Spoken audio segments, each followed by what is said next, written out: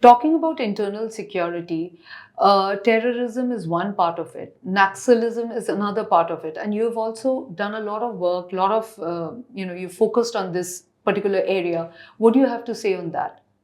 On the issue of having that Naxal challenge? So the Naxalite movement began in 1967, Yes, as but you're it's aware, continuing even and is today. continuing, but it has had its ups and downs. But I may say that while I was these army commanders, central command, I had the 7 states as a part of my territorial jurisdiction: Odisha, Chhattisgarh, Jharkhand, Bihar, Madhya Pradesh, Uttar Pradesh, and Uttarakhand. Now, the areas of Chhattisgarh, Jharkhand, some portions of Odisha, some portions of Telangana, some portions of eastern Maharashtra, Gadchiroli, Gondia, those areas were hugely affected at that point of time.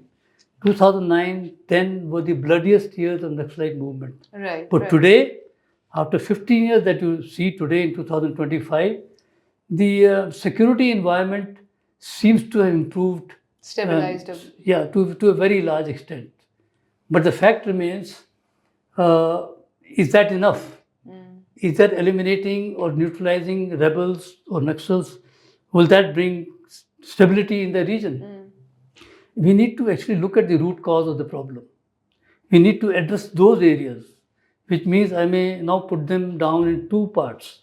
One is about the governance issues, and second is about the legal framework in which we have got the Forest Acts, because the traditional forest dwellers was totally dependent on the forest produce. Right. And that was one of the reasons in some of the states that Naxalite movement gained momentum. Please have a look at the human development indices. What is it prevailing in those heartland of the country which is affected by Naxalism?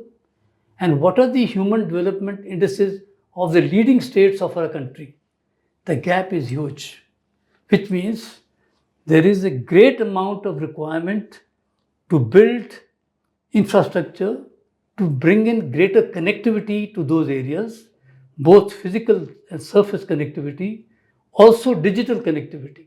Right. Right? Bring in, look at their education, look at the healthcare services, right? Look at the livelihood by way of generation of employment.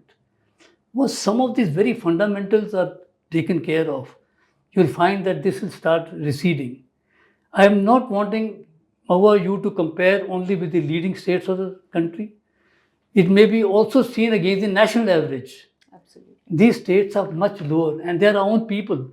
Therefore, I think a great amount of focus also must start shifting towards ensuring, providing the traditional forest dwellers their rights on whatever is their hopes and aspirations, and also bringing up these fundamental facilities to the population in that area. Absolutely. Right? Once you bring that, hopefully we'll start. The root cause. Root cause is will be addressed to some resolved. extent. Absolutely. And the people see their hopes and aspirations being met.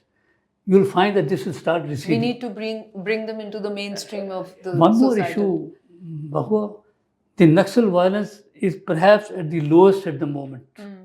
It is time to talk to those people, talk to those leaders, and understand their hopes and aspirations. Therefore, I would actually like to recommend that we need to have a roadmap, one in generic terms, one specific to each area. Right. That means after we have spoken to these people, understood their problems and their aspirations, we draw a roadmap along with the timelines. The generic, this is the requirement overall. In specific areas, the center of gravity is different. You start looking at those, then you'll find that the hopes will start coming up.